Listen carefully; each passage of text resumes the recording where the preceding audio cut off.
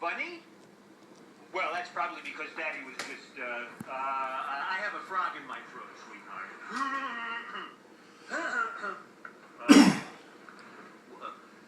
Oh, it came out, huh?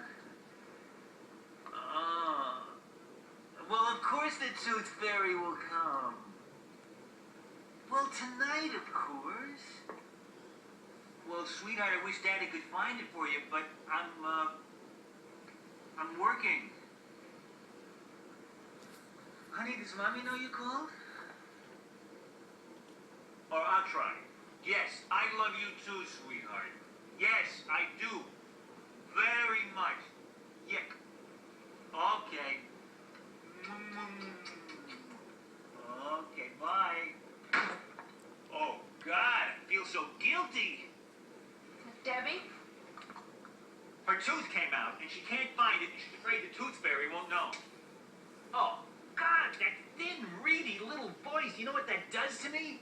Sure, that cheerful look on your face doesn't fool me for a minute. You think this is funny? Doris, my little girl, said, "I love you, Daddy," and I answered her in a voice still hoarse with passion. I get the picture, George. Don't you ever feel guilty? Sometimes. Well, you never say anything. Well, I just handled it in a different way. How? Privately. Boy, something like this really brings you up short, you know? I mean, look at this, look at it. Look. I tell you, Doris, when she started talking about the Tooth Fairy, well, that affected me in a very profound manner. On top of which, I have indigestion you won't believe. I mean, it hit me that hard, you know? I have 3 children, too. You know, George? What do you want me to do, Doris? Well, I think it would be terrific if you stopped talking about it. It is only making you feel worse. I can't feel worse. That pure little voice. Oh, no, you're right. No, forget it. Oh, okay. Change the subject. Just, tell me about the good story about Harry. He went bankrupt. How can you go bankrupt selling TV sets? Well, Harry has one little failing as a salesman. It's a compulsion to talk people out of things that they can't really afford. He kind of lacks the killer instinct. Actually, it's one of the things about him that I like best. Oh, listen, something just occurred to me. Instead of my leaving at my usual time, would you mind if I left a little earlier? When did you have in mind? There's a plane in half an hour. You want to leave 23 hours early? There's a connecting flight from San Francisco in 90 minutes. Look, I know how you feel. Really, I do. I wouldn't even suggest it if you weren't a mother and didn't understand the situation. It wouldn't even occur to me if this crisis hadn't come up. Why, I mean, just a Tooth Fairy. She could have swallowed the tooth. It could be lodged God knows where. Have you seen my hairbrush? Doris, I'm probably doing you a big favor. If I did stay, I probably wouldn't be very good company.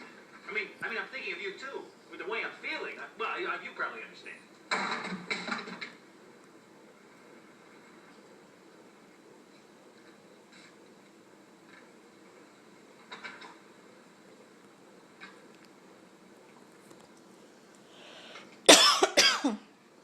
You feel somewhat rejected, right? I understand. Really, I do. I just want you to know that my leaving has nothing to do with you and me. Doris, this is an emergency. I have a sick child at home. Will you stop? This has nothing to do with the goddamn Tooth Fairy. You're simply feeling guilty and you want to get as far from me as possible. All right, I feel guilty, yes. Is that so strange? Doris, we're cheating. Once a year, we lie to our families and sneak off to a hotel in California and commit adultery. Not that I want to stop doing it. But yes, I feel guilty. I admit it. You admit it? You take out ads. I'll bet you stop strangers on the street. You probably have a scarlet A embroidered on your jockey shorts. You go around like an open nerve saying, "Oh yes, I'm cheating, but look how guilty I feel. So I must must really be a nice guy.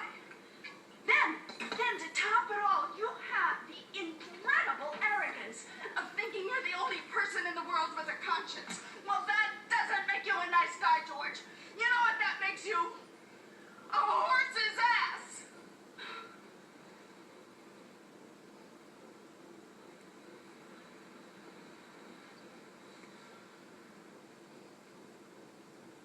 I liked you a lot better before you joined the Book of the Month Club. Yes, I'll just bet you did.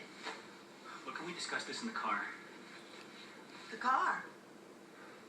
I really hate to ask you, Doris, but I need a lift to the airport.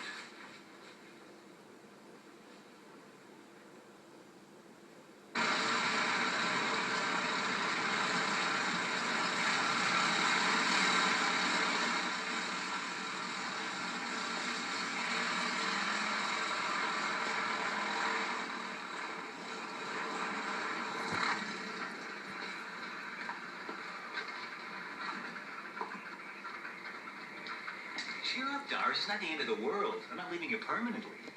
I'll see you next year. No, I don't think you will. Just because I have to leave early one year, you're willing to throw away a lifetime of weekends? How can you be so casual? I don't see any point in going on. Oh, no, don't do that to me, Doris. Don't try to manipulate me. I get enough of that at home. What's the sense of meeting in guilt and remorse, huh? Tell me, what joy is there in that? Look, I have a commitment there. And you have none here? Here? I thought our only commitment here was to show up every year. Nice and tidy, huh? Just two friendly sex partners that meet every year and touch and let go. Is that it? All right, so maybe I was kidding myself. I'm human. So am I. But you're different. You're stronger. You seem able to take care of yourself. Listen, I want to tell you something. In the past year, I picked up the phone to call you about 10 times. I couldn't stop thinking about you. You kept slipping over into my real life, and it scared the hell out of me. More to the point, I felt guilty. So I decided that we shouldn't see each other anymore. I wasn't even going to come here, but I thought at least I owed you an explanation, so I came. And when you walked through the door, I knew that I couldn't go through with it. That no matter what the price, I was willing to pay it. You better get on your plane, George.